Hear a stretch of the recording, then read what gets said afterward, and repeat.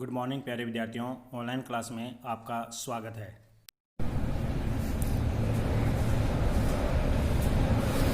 हाँ तो प्यारे विद्यार्थियों, आज हम चर्चा करेंगे 7वीं कक्षा के लिए अध्याय 2 के प्रश्नों को हल करना।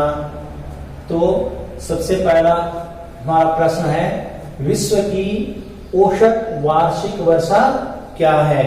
यानी पूरे विश्व में अगर देखें तो जो औसत वार्षिक वर्षा है वो कितनी होती है। तो विश्व की औसत जो वार्षिक वर्षा है वो 117 सेंटीमीटर है। कितनी है? 117 सेंटीमीटर। पूरे विश्व में ये वर्षा का वार्षिक औसत मापा जाता है, तो 117 सेंटीमीटर है। दूसरा प्रश्न है, विश्व में सर्वाधिक वर्षा वाला स्थान कौन सा है। विश्व में सबसे ज्यादा वर्षा किस स्थान पर होती है। तो विश्व में सर्वाधिक वर्षा वाला जो स्थान है वो मेघालय राज्य में स्थित मासिनराम व चेरापूंजी है। यानी हमारे देश में स्थित मेघालय राज्य में मासिनराम व चेरापूंजी में विश्व में सर्वाधिक वर्षा वाला स्थान माना जाता है। अगला प्रश्न आपके, वायु की गति बताने वाला यंत्र, वायु की गति बताने वाले यंत्र को क्या कहते हैं। यानी जो वायु है उसकी गति को बताने वाला कौन सा यंत्र है। तो उस यंत्र का नाम है एनीमोमीटर। तो वायु की गति को बताने वाले यंत्र को हम एनीमोमीटर कहते हैं। अगला प्रश्न आपके, तापमान को मापने की इकाई क्या है। तो तापमान को मापने की जो इकाई है वो है सेंटीग्रेड या फ़ारेनहाइट। यानी दो इकाइयां हैं, या तो सेंटीग्रेड में तापमान को मापा जाता है या फिर फ़ारेनहाइट में तापमान को मापा जाता है। अगला आपके प्रश्न है, तापमान को मापने के यंत्र को क्या कहते हैं। देखो ये तो इकाई है, ये तो क्या है, इकाई, जो सेंटीग्रेड या फ़ारेनहाइट है, और ये है यंत्र, यानी जो मशीन होती है जिसके माध्यम से हम तापमान को माप सकते हैं। तो ये है आपके तापमापी या थर्मामीटर, जिसके माध्यम से तापमान को मापा जा सकता है कि भाई अभी तापमान वो कितना है। तो तापमान को मापने की इकाई अलग है और यंत्र अलग है। अब आपके प्रश्न है, समुद्र के तटवर्ती इलाकों में जलवायु कैसी रहती है। तो समुद्र के जो तटवर्ती इलाके हैं उनमें जलवायु कैसी रहती है। तो समुद्र के तटवर्ती जो इलाके हैं उन इलाकों में जो जलवायु है वो बिल्कुल समान बनी रहती है। कैसी बनी रहती है? समान बनी रहती है। समुद्र तटीय जो इलाके हैं वहां पर जलवायु बिल्कुल समान बनी रहती है। अगला आपके प्रश्न है, अगला जो क्वेश्चन है वो है आपके, मौसम किसे कहते हैं। प्रश्न है अगला आपके 7वां जो क्वेश्चन है, मौसम किसे कहते हैं। मौसम किसे कहते हैं। तो इसका उत्तर होगा आपके,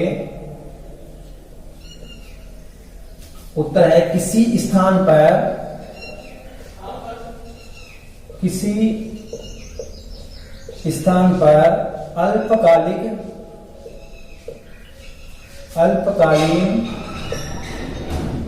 अल्पकालीन पर्यावरणीय दशाओं,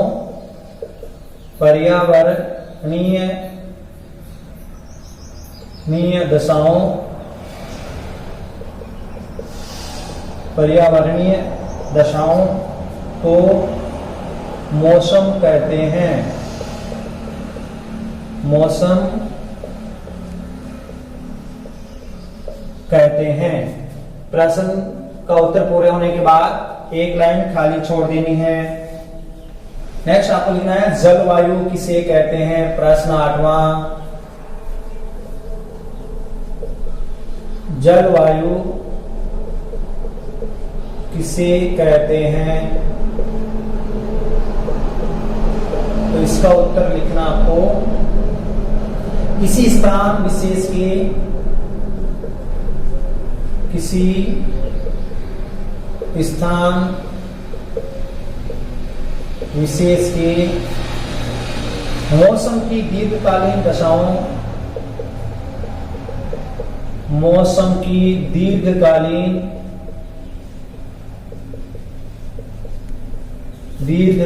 दशाओं, दीर्घकालीन दशाओं के औसत को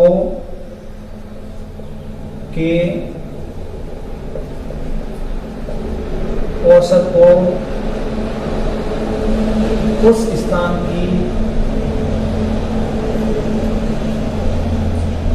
स्थान की जलवायु कहते हैं। जलवायु कहते हैं।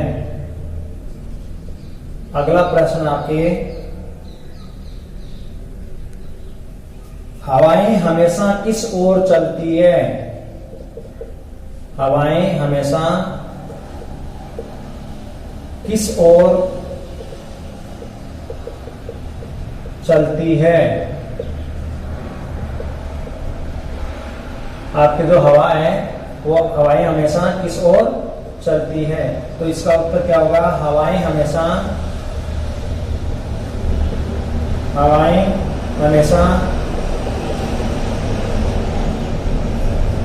उच्च दाब से, उच्च वायु दाब से निम्न वायु दाब की ओर, निम्न वायु दाब की ओर चलती है। तो हवाएं हमेशा उच्च वायु दाब से निम्न वायु दाब की ओर चलती है। अब अगला प्रश्न है,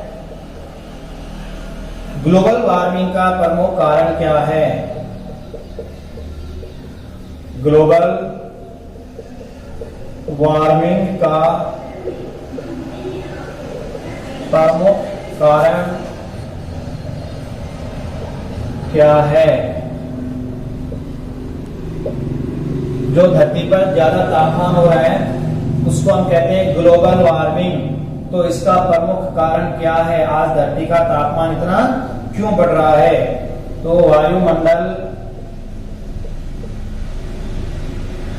वायुमंडल में कार्बन डाइऑक्साइड, कार्बन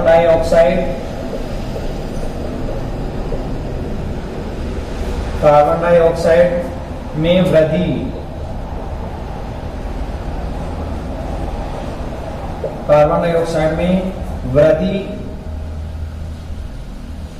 ग्लोबल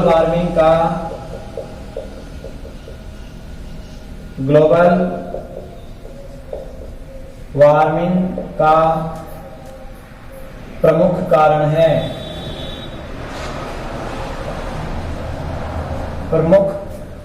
है। तो प्रत्येक प्रश्न पूरा होने के बाद एक लाइन खाली छोड़ देनी है, जिससे पता चले कि आपका इस प्रश्न का उत्तर यहाँ पूरा हो चुका है। तो प्रश्न है, मौसम किसे कहते हैं? तो देखो, किसी स्थान पर अल्पकालीन पर्यावरणीय दशाओं को क्या कहते हैं? मौसम कहते हैं। यानी किसी भी स्थान पर अल्पकालीन पर्यावरण में कुछ परिवर्तन होता है। आप देखते हो कि अभी जैसे वर्षा ऋतु है तो वर्षा ऋतु में थोड़े समय के लिए बादल उमड़ करके आते हैं और चले जाते हैं। तो ये किसी स्थान पर अल्पकालिक पर्यावरणीय दशा होती है, जिसको हम क्या कहते हैं? मौसम कहते हैं। मौसम परिवर्तन होता रहता है।